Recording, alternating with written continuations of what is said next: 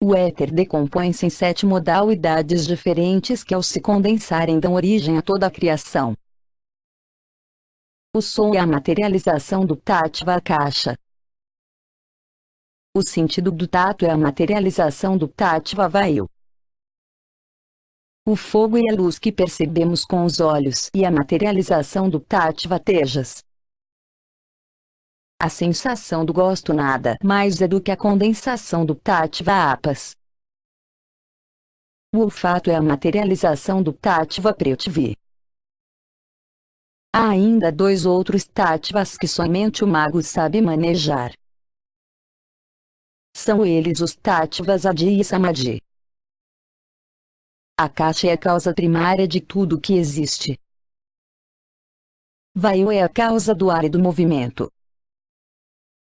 Tejas é o éter do fogo animando as chamas. Prithvi é o éter do elemento terra acumulado nas rochas. Apas é o éter da água que entrou em ação antes de Prithvi, pois antes de que houvesse terra houve água. Os 4 elementos da natureza, fogo, terra, água e ar, são uma condensação de 4 tipos de éter. Estas 4 variedades de éter estão densamente povoadas por inumeráveis criaturas elementais da natureza. As salamandras vivem no fogo, Tattva Tejas. As ondinas e as nereidas nas águas, Tattva Apas. As sílfides nas nuvens, Tattva Vayu, e os gnomos e pigmeus na terra, Tattva Prithvi.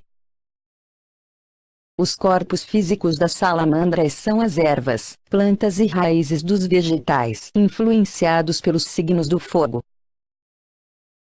Os corpos físicos das ondinas são as plantas influenciadas pelos signos zodiacais da água. Os corpos físicos das sílfides são as plantas relacionadas com os signos do ar, e os corpos físicos dos gnomos são os vegetais regidos pelos signos zodiacais da terra. Quando Mama Miguel incendiou de Bula, fez uso do Tattva Tejas. O instrumento para operar com este Tattva são os elementais do fogo, as salamandras, encarnados nas plantas, árvores, ervas e raízes dos signos do fogo. Manipulando o poder oculto das plantas da água, podemos operar com apas e desatar as tempestades ou apaziguar as águas. Manejando os elementais do ar encerrados nos vegetais dos signos deste elemento, Vayu, podemos desatar ou acalmar os ventos e furacões. Manejando o poder oculto das ervas dos signos da terra, transmutamos o chumbo em ouro, apesar de para tanto precisarmos também de tejas. As tradições pré-históricas da América pré-colombiana contam que os índios trabalhavam o ouro como se ele fosse branda argila. Isso o conseguiam através dos elementais das plantas, cujo elemento etérico são os tattvas. Os magos negros usam os elementais dos vegetais e os tattvas para, de longe, prejudicar a seus semelhantes.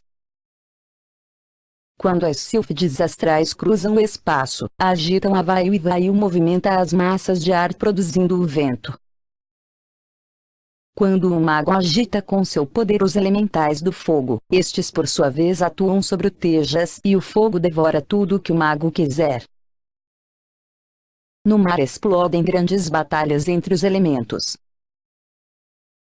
As ondinas lançam o éter de suas águas contra as sílfides e estas devolvem o ataque enviando ondas etéricas contra as ondinas.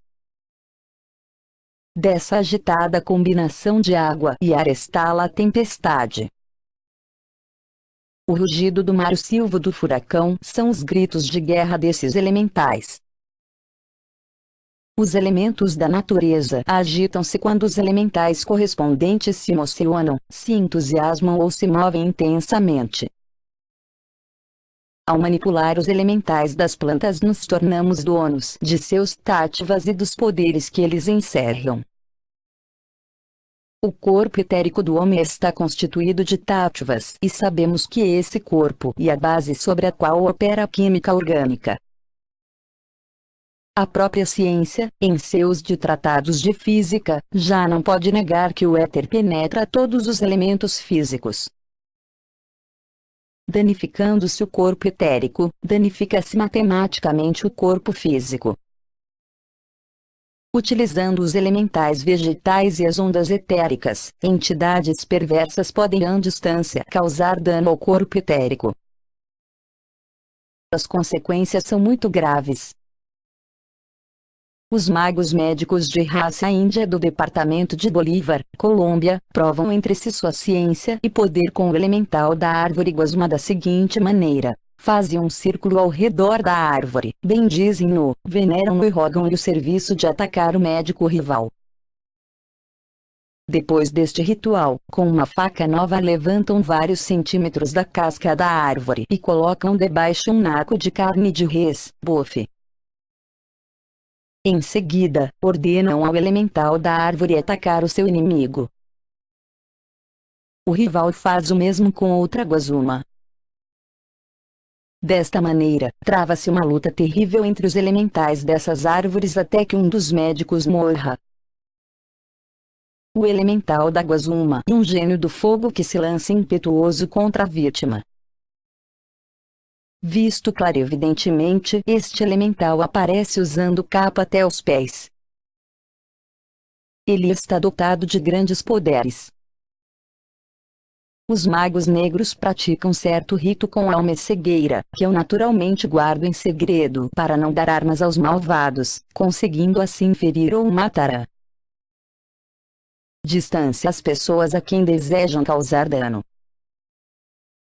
Para curar um enfermo atacado por este procedimento, o mago branco emprega outra alma-cegueira. A primeira coisa que se faz é desenhar a figura do enfermo no tronco, depois faz-se um círculo mágico ao redor da árvore e se ordena ao elemental curar o enfermo. À medida que a incisão na árvore vai sanando, o enfermo vai também melhorando e quando a cicatriz desaparece do tronco, a cura completa se verificou. Aqui ocorrem dois fenômenos: o da transmissão da vida, múmia, porque a vida do elemental da árvore cura o enfermo, e o do transplante, de enfermidade, já que a enfermidade é transmitida ao vegetal agressivo e ao mago negro, os quais adoecem à medida que se cura o paciente. Com este procedimento da alma-cegueira pode-se curar à distância muitas enfermidades. Há feiticeiros que se valem de certas plantas, misturadas com os alimentos, para encher o organismo de suas vítimas com mortíferos gusanos que lhe produzirão enfermidade e morte. Outros inoculam blenorragia artificial ou dão de beber substâncias animais perigosas a fim de produzir determinados efeitos. Em outra parte deste livro, o leitor poderá se informar detidamente sobre todas estas coisas. Os magos negros sabem injetar substâncias venenosas no corpo astral de suas vítimas, as quais enfermam inevitavelmente. O corpo astral é um organismo material um pouco menos denso que o físico. Nestes casos, os mestres dão um vomitório ao corpo astral do enfermo para que expulse as substâncias injetadas. Os outros corpos internos também são materiais e como tais têm as suas enfermidades, seus medicamentos e seus médicos. Não são raras no templo de Alden as operações cirúrgicas. Um grave dano no corpo mental ao transmitir-se reflexamente ao cérebro físico produz a loucura. A desconexão entre o corpo astral e o mental ocasiona a loucura furiosa. Se não há ajuste entre o astral e o etérico, produz-se o idiota ou cretino. No templo de Alden, onde moram os grandes mestres da medicina, Hipócrates, Galeno, Paracelso, Hermes e outros, há um laboratório de alquimia de alta transcendência. Esse templo está no astral, nas vivas entranhas da grande natureza. Os corpos internos comem, bebem, assimilam, digerem e excretam exatamente como o organismo físico, pois são corpos materiais, apenas que de diversos graus de sutileza. Em toda sensação e reação, esses corpos utilizam os táttvas. Os táttvas são a base fundamental de tudo que existe e da mesma maneira podem ser veículos de amor ou de ódio. Lamento ter de discordar da opinião do mestre Viracocha sobre o horário tátvico. Em seu tattvâmetro, diz ele que cada tattva vibra durante 24 minutos a cada 2 horas na seguinte ordem: Akasha, Vayu, Tejas, Prithvi e Apas. Afirma o Viracocha que a vibração dos tattvas se inicia diariamente com a saída do Sol. Isto está em desacordo com os fatos e observações. O melhor horário tátvico é o da natureza. A causa de um tempo frio, úmido e chuvoso, céu coberto de densas nuvens, se radica no próprio éter da água, Apas. Quando isso ocorre, as ondas etéricas da água estão submetidas a uma forte vibração cósmica que coincide geralmente com uma posição lunar. Em horas ou dias de furacão e ventos, podemos afirmar que as ondas etéricas do ar, Vayu, estão em agitação e vibração. Tardes cheias de sol falam claramente que o éter do fogo, Tejas, está vibrando intensamente. Tempo seco e mormaço indicam vibrações de Akasha. Horas cheias de alegria, plenas de luz, são as produzidas por Prithvi. O melhor horário tátvico e o da natureza. Quando as ondas de fogo se agitam, a criação se inunda de luz e calor. Se vibra o éter aquoso, movem-se as águas e tudo se umedece. Quando as ondas etéricas do elemento terra fervem e vibram, a natureza inteira se alegra. As estações podem ser determinadas no início de cada ano. A tradição das cabanuelas é muito antiga e já foi esquecida e desfigurada. Toma-se na primeira noite de janeiro 12 torrões secos de sal em pedra. Separa-se em 2 grupos de 6 e atribui-se a cada torrão um mês do ano. No dia seguinte observa-se os torrões. Os secos serão meses de verão e os úmidos, de inverno. Tanto os magos brancos como os negros usam os tattvas da natureza para seus respectivos fins. Há certos extratos tátvicos que o mago branco aproveita para fechar seu corpo.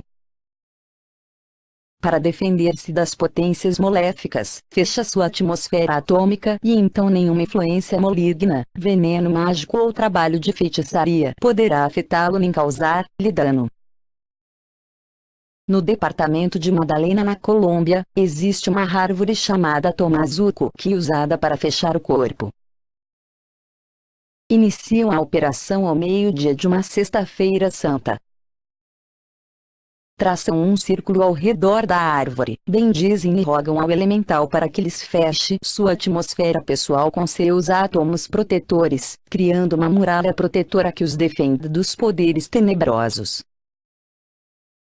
Feita a petição, aproximam-se da árvore caminhando de sul a norte, com uma faca nova, cortam uma das veias da árvore para em seguida banharem o corpo nesse líquido. Desse líquido, que muito amargo, tomam 3 cálices. Esse extrato tátvico protege de muitos males. Quem fechou o seu corpo deste modo, não poderá ser prejudicado nem por veneno nem por feitiços. Se tiver a mão algum líquido ou substância venenosa, sentirá um choque nervoso. O gênio da árvore girará ao redor do mago branco, impedindo a entrada das potências do mal. Em um festim, o mestre Zanoni bebeu vinho envenenado e levantando a taça disse: "Brindo por ti, príncipe, ainda que seja com esta taça." O veneno não causava dano ao mestre. Conta a história que também Rasputin bebeu vinho envenenado diante de seus inimigos e riu-se deles. Em naturais os nervos são para o fluido vital o que os fios são para a eletricidade. o sistema nervoso cérebro-espinhal e o assento do íntimo e o sistema grande simpático e a sede do corpo astral do homem. O coração envia seu espírito por todo o corpo, assim como o Sol envia todo seu poder a todos os planetas e terras. A Lua, inteligência do cérebro, vai ao coração e volta ao cérebro. O fogo, calor, tem sua origem na atividade química dos órgãos, os pulmões, porém penetra todo o corpo. O licor vital, essência vital, está universalmente distribuído e se move, circula no corpo. Este humo contém muitos humores diferentes e produz nele metais, virtudes e defeitos, de várias espécies. Paramirum. Livro 3. Paracelso. Muitos médicos da ciência oficial vão exclamar diante destas afirmações: onde estão os corpos internos? Que faremos para distingui-los e percebê-los? Nós somente aceitamos o que se possa analisar no laboratório e submeter ao estudo dos sistemas que temos desenvolvido. Ou seja, que o limite de sua capacidade é proporcional aos aparelhos que aperfeiçoaram. Esta posição em que se põem, negar tudo que não podem compreender e submeter tudo ao ditame de seus 5 sentidos, e absurda. Se desenvolvessem a clarividência, o 6º sentido, dariam-se conta da verdade destas asseverações. Não se deve esquecer que as luminárias da época de Pasteur mofaram dele quando defendeu as famosas teorias que o tornaram célebre. Não ocorreu o mesmo e algo pior com Copérnico e Galileu. Vítimas do que se acreditou ser contrário à verdade conhecida ou revelada.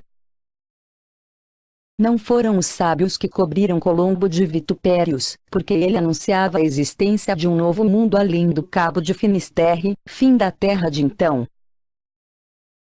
Pode-se despertar o 6º sentido com este procedimento. Sente-se frente a uma mesa e olhe fixamente a água contida em um copo pelo espaço de 10 minutos todos os dias. Depois de algum tempo de prática, despertará a clarividência. A vogal I pronunciada diariamente durante 1 hora produz o mesmo resultado. Despertada a clarividência, você poderá ver os corpos internos e estudar sua anatomia. Quando o corpo etérico do homem está debilitado, o organismo físico enferma por ação reflexa. O corpo etérico tem seu centro no baço. Através do baço penetram no organismo as energias solares, que são o princípio vital de tudo que existe. O corpo etérico é uma duplicata exata do corpo físico e está feito de táttivas. Cada átomo etérico penetra em um átomo físico, produzindo-se uma intensa vibração.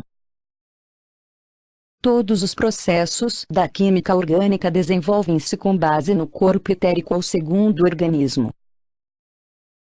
Todo órgão do corpo físico enferma quando sua contraparte etérica enfermou e, ao inverso, cura-se. Corpo físico quando etérico está curado. Os discípulos que não recordam suas experiências astrais devem submeter seu corpo etérico a uma operação cirúrgica que o Nirvanakayas realizam no primeiro salão do Nirvana, o primeiro subplano do plano nirvânico em linguagem teosófica. Depois dessa operação, o discípulo poderá levar nas suas viagens astrais os éteres que precisa para trazer suas recordações. O corpo etérico consta de 4 éteres: éter químico, éter da vida, éter lumínico e éter refletor. Os éteres químico e da vida servem de meio de manifestação às forças que trabalham nos processos bioquímicos e fisiológicos de tudo que se relaciona com a reprodução da raça. A luz, o calor, a cor e o som identificam-se com os éteres lumínico e refletor. É nesses éteres que a alma sapiente, a querida donzela de nossas recordações, tem sua expressão. Vista clarividentemente no corpo etérico, essa donzela parece ser uma bela dama. É necessário que o discípulo aprenda a transportar em suas saídas astrais a querida donzela das recordações para trazer à memória aquilo que ouvir e ver nos mundos internos, pois ela serve de mediadora entre os sentidos do cérebro físico e os sentidos do corpo astral, os quais são ultrassensíveis. Vem a ser, se cabe a expressão, como que o depósito da memória. No leito, na hora de dormir, invoque ao íntimo assim: meu Pai, tu que és meu verdadeiro ser, te suplico de todo o coração e de toda a minha alma para que tires do meu corpo etérico a donzela de minhas recordações a fim de não esquecer nada quando retorne ao meu corpo. Pronuncie a seguir os mantras lá e adormeça. Dê à letra S um som sibilante e agudo semelhante ao que produzem os freios de ar. Quando se ache entre a vigília e o sono, levante-se da cama e saia do quarto rumo à igreja gnóstica. Esta ordem deve ser tomada tal e qual, com segurança e fé, pois é real e não fictícia. Nela não há mentalizações nem sugestões. Desça da cama cuidadosamente para não despertar e saia do quarto com toda a naturalidade, caminhando, como o faz diariamente ao dirigir-se para o trabalho. Antes de sair, dê um pequeno salto com a intenção de flutuar. Se flutuar, dirija-se à igreja gnóstica ou à casa do enfermo que necessita de cura. Mas, se ao dar o pulinho não flutuar, volte para o leito e repita o experimento. Não se preocupe com o corpo físico durante esta prática. Deixe que a natureza trabalhe e não duvide, senão o efeito se perde. O cérebro tem um tecido muito fino que é o veículo físico das recordações astrais. Quando esse tecido se danifica, impossibilitam-se as recordações e somente se pode remediar o dano no templo de Alden mediante a ação dos mestres. Os canais seminíferos possuem átomos que tipificam nossas reencarnações passadas. São também os portadores da hereditariedade e das enfermidades sofridas em vidas anteriores e das de nossos antepassados. A célula germinal do espermatozoide é cétupla em sua constituição interna e com ela recebemos a herança bio-16 e anímica de nossos pais. O caráter e o talento próprios separam-se da corrente atávica porque são patrimônio exclusivo do ego. No coração do Sol há um hospital ou casa de saúde, onde se dá assistência oportuna a muitos iniciados desencarnados para curar seus corpos internos. A aura de um menino inocente é uma panaceia para os corpos mentais enfermos. As pessoas que sofrem de enfermidades mentais encontrariam grande alívio se dormissem perto de um menino inocente. São também muito recomendáveis as queimações de milho tostado. O enfermo deve manter o estômago livre de gases para evitar que subam ao cérebro e causem maiores transtornos. O azeite de figueirinha é muito recomendado para esses enfermos da mente em aplicações diárias na cabeça.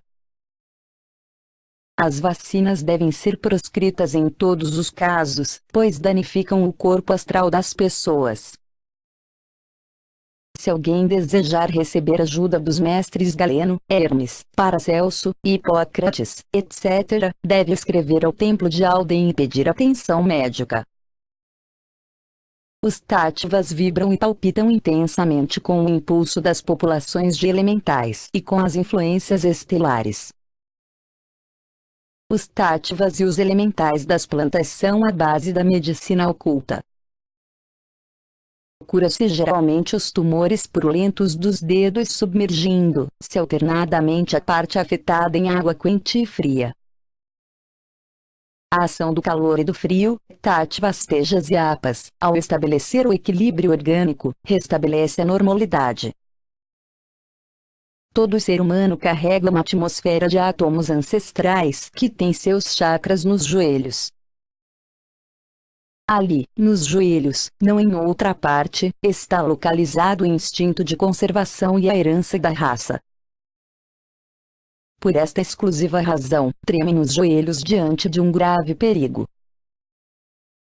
Einstein diz H.P. Blavatsky: karma é lei infalível que ajusta o efeito à causa nos planos físico, mental e espiritual do ser como nenhuma outra. Até nas mínimas coisas, desde a perturbação cósmica até o movimento de nossas mãos. Do mesmo modo como o semelhante produz o semelhante, assim também karma é aquela lei invisível e desconhecida que ajusta sábia, inteligente e equitativamente cada efeito à sua causa, fazendo-a remontar até seu produtor. Paga-se karma no mundo físico e paga-se também nos mundos internos, porém o karma no mundo físico, por grave que ele seja, e muito mais suave que o correspondente no astral. Atualmente, no Avitishi da Lua Negra, há milhões de seres humanos pagando terríveis karmas. A mente do mago se horroriza ao contemplar Lúcifer submerso em fogo ardente e enxofre. A mente do mago se horripila ao contemplar os famosos inquisidores da Idade Média suportando fogo que a outros fizeram suportar, emitindo os mesmos ais lastimosos que a outros fizeram exalar. A alma do mago estremece de horror ao contemplar os tiranos da guerra purgando seus terríveis karmas na Lua Negra. Ali vemos Hitler e Mussolini sofrendo o martírio do fogo que desencadearam sobre as cidades indefesas. Ali vemos Abaddon, o anjo do abismo, sofrendo em si mesmo as cadeias ligamentos com que martirizou a outros. Ali vemos Mariela, a grande maga, abrasada no fogo de suas próprias maldades. Vemos a Javé e a Caifás, o sumo sacerdote, recebendo o suplício da cruz ao qual condenaram o mestre. Vemos também o imperador, fundador da escola Amorque da Califórnia, atado ao laço ou corda da magia negra com que prendem aos discípulos ingênuos. Quando a alma humana se une com o íntimo, já não tem karma para pagar porque, quando uma lei superior transcende uma lei inferior, a lei superior lava a lei inferior. As piores enfermidades são as geradas pelo karma. A varíola e o resultado do ódio, a difteria e o fruto das fornicações de vidas passadas. O câncer também é resultado da fornicação. A tuberculose ou peste branca e o resultado do ateísmo e materialismo de vidas passadas. A crueldade engendrará a cegueira de nascimento. O raquitismo é filho do materialismo. A malária provém do egoísmo, etc. Centenas de outras enfermidades têm sua origem nas más ações de nossas vidas anteriores. Dentro de cada homem vive uma lei, e essa lei é o Glorian, de onde emanou o próprio íntimo. A alma é tão somente a sombra do nosso real ser, o Glorian. O Glorian é um hálito do absoluto, profundamente ignoto, para si mesmo. Ele não é espírito nem matéria, nem bem nem mal, nem luz nem trevas, nem frio nem fogo. Ele é a lei dentro de nós, ele é o eu real e verdadeiro. Quando o íntimo e a alma obedecem à lei que é a sua lei, o resultado é a alegria, a felicidade e a saúde perfeita. Dia chegará em que nos libertaremos dos deuses e dos universos. Isto ocorrerá quando nos fundirmos com o Glorian que é a lei dentro de nós. Cabe à alma subir trabalhosamente a setenária escada da luz para passar para além da luz e das trevas. Deve passar por 50 portas para unir-se com seu Glorian. De um ritual gnóstico copiamos o seguinte: lá em cima, na altura do desconhecido há um palácio. O piso daquele palácio é de ouro, lápis lazuli e jaspe, porém no meio de tudo sopra um hálito de morte. Ai de ti, ó guerreiro, ó lutador, se teu servidor se afunda, porém há remédios e remédios. Eu conheço esses remédios porque amarelo e azul que te circundam são vistos por mim. Amar-me é o melhor, é o mais sublime e delicioso amarelo e néctar. Este fragmento do ritual gnóstico de Wiracocha profanado por Israel Rojas R. encerra grandes verdades esotéricas. Aquele magnífico palácio das 50 portas tem belos e agradáveis jardins nos quais sopra um hálito de morte. Em seus salões seremos amados por nossos discípulos mais queridos, como também vendidos e atraiçoados por esses mesmos discípulos. Nos abandonarão os que antes nos aplaudiam e admiravam e ficaremos sós, mas no fundo realmente nem sós nem acompanhados, porém em perfeita plenitude. O homem se converterá em uma lei quando se unir com a lei. Há poderes próprios e poderes herdados.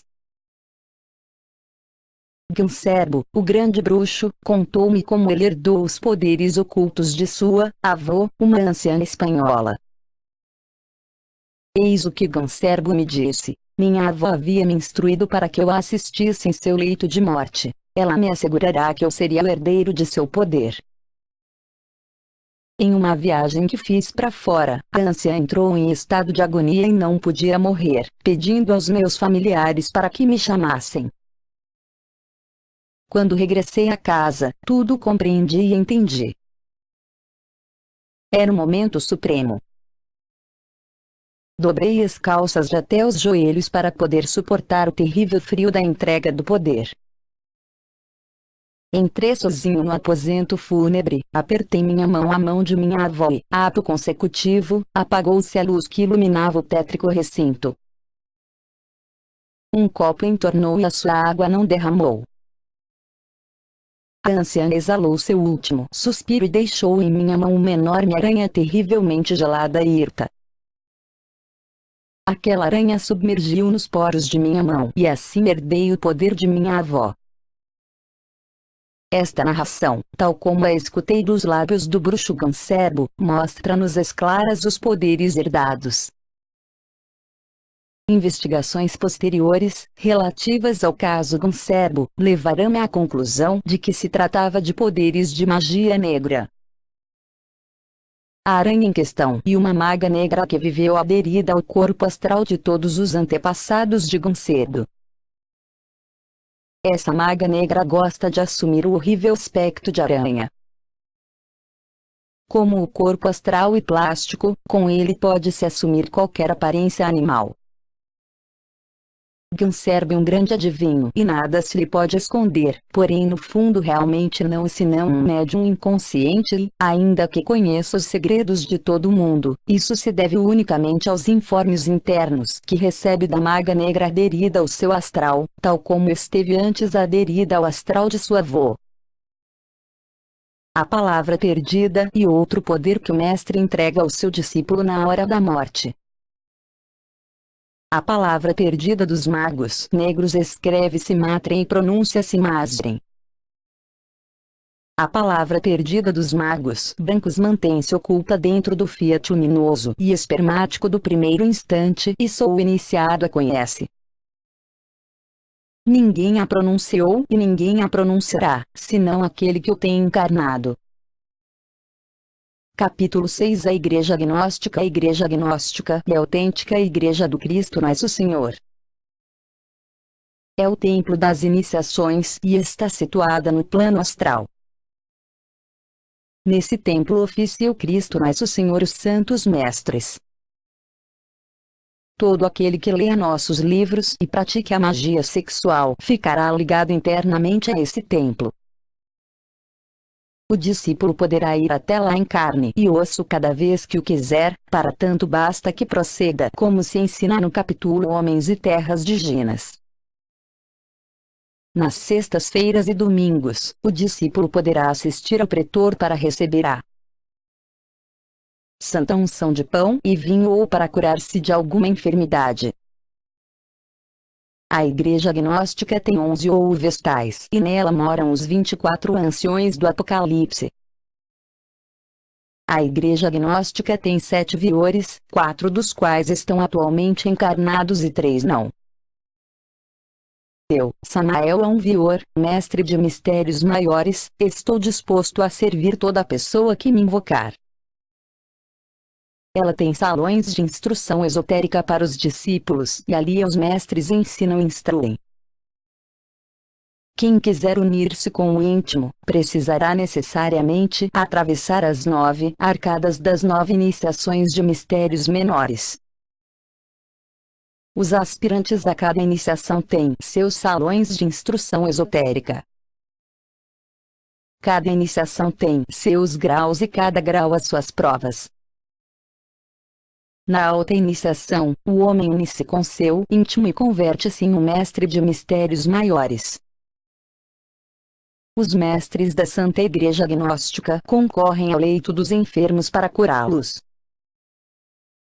Há uma oração gnóstica que todo enfermo deve pronunciar para pedir ajuda aos mestres. Eila aqui. Oração gnóstica tu, Logos solar, emanação ígnea, Cristo em substância e em consciência, vida potente pela qual tudo avança, vem até mim e penetra-me, ilumina-me, banha-me, traspassa-me e desperta em meu eu todas essas substâncias inefáveis que tanto são parte de ti como de mim mesmo. Força universal e cósmica, energia misteriosa, eu te conjuro, vem até mim, remedia minha aflição, cura-me deste mal e afasta este sofrimento para que eu tenha harmonia, paz e saúde. Peço em teu sagrado nome, que os mistérios e a Igreja Gnóstica me ensinaram, para que faças vibrar comigo todos os mistérios deste plano e planos superiores e que essas forças reunidas consigam o milagre da minha cura. Assim seja. A Igreja Gnóstica preocupa-se de modo especial com o sexo. Equivoca-se quem pensa que para se ser gnóstico, precisa-se das extravagantes práticas teosóficas, rosacruzes ou espíritas. Saibam todos, gregos e tronianos, que em nossa igreja não há anormais e quem quiser ser gnóstico terá de viver uma vida sadia e bem equilibrada. Há velhas decrépitas e velhos sexualmente esgotados que nos criticam porque amamos o sexo. Esses velhos fornicários e essas senhoras beatas não pertencem à Igreja Gnóstica porque o movimento gnóstico estuda de modo especial o amor e se fundamenta na força sexual que é a força com que Deus fez o universo. Existe por aí sujeitos anormais que se jactam de possuírem faculdades médiunicas através das quais se expressam certas larvas que pululam no astral. Ditos sujeitos dizem receber mensagens de Nosso Senhor Jesus Cristo e fundam lojas e sociedades com velhos decrépitos e estultos. E o cúmulo da impostura e da falta de respeito ao ser mais elevado e sublime que veio ao mundo. Nós gnósticos entramos na Igreja do Cristo que é a Santa Igreja Gnóstica, mas quão difícil é chegar a ter o privilégio de tocar sequer a borda das sandálias do Mestre. Que difícil e trabalhoso obter a prerrogativa de beijar os pés da divina majestade do Cristo Nosso Senhor. Contudo, esses médiuns, enganados por larvas astrais, dizem ter comunicação com o Logos solar, com o Cristo. Que bobalhões! Afastemo-nos dos espíritas e avancemos sobre o tema. O importante é aprender a querer, amar a mulher, gozar da felicidade do sexo sem derramar o sêmen. O homem foi feito para a mulher inversamente, a mulher para o homem, macho e fêmea, sem se confundir com o bruto pela divina diferença de não ejacular, de aprender a separar-se a tempo. Assim como há canais para derramar o sêmen, assim também existe no organismo humano canais para transmutá-lo e para levá-lo à cabeça. Há que se aprender a usar esses canais de ascensão, aprender a manejar a cobra e esmagar a besta passional. Há que se aprender a substituir a paixão pela força e pelo poder. Segundo parte Preparações e Disciplina do Médico Gnóstico Capítulo 1 Regras para o Médico Gnóstico 01 O médico gnóstico está proibido de comer carnes de qualquer espécie. 02. O médico gnóstico está totalmente proibido de coabitar. 03. Todo médico gnóstico deve ser santo. 04. Todo médico gnóstico deve estar limpo de vícios. 05. Todo médico gnóstico deve ser casado. 06. Todo médico gnóstico está obrigado a praticar diariamente magia sexual para despertar o Kundalini. 07. Todo médico gnóstico deve praticar diariamente os exercícios de meditação e vocalização. 08. O médico gnóstico deve possuir caridade e doçura infinitas. 09. O médico gnóstico somente pode praticar magia sexual com a sua esposa sacerdotisa. 10. O médico gnóstico não pode jamais ser um adúltero. Capítulo 2 Meditação. Quando o médico gnóstico se submerge na meditação que busca informação. A meditação reveste-se de 3 fases. 1. Concentração. 2. Meditação. 3. Adoração. A meditação desperta os poderes internos e converte o estudante em mago. Concentração significa fixar a mente em uma só coisa. Meditação significa refletir internamente sobre essa coisa. Adoração significa conversar com a coisa, viver na coisa, na questão em que se fixou a mente. A mente deve afastar-se do mundo e internar-se na consciência búdica para meditar. A mente deve fixar-se sobre a consciência para se iluminar. Quando o médico gnóstico medita em uma árvore, busca a informação do elemental da árvore, para que serve, que propriedades ele possui, etc. Durante a meditação, o médico gnóstico recebe informação. A melhor hora para a meditação é aquela em que se sinta sono. O médico gnóstico praticará a meditação interna diariamente. A meditação é uma técnica. Por meio dela, da magia sexual e do poder do verbo, conseguimos o despertar da consciência e a atualização de todos nossos poderes ocultos. 1 hora diária de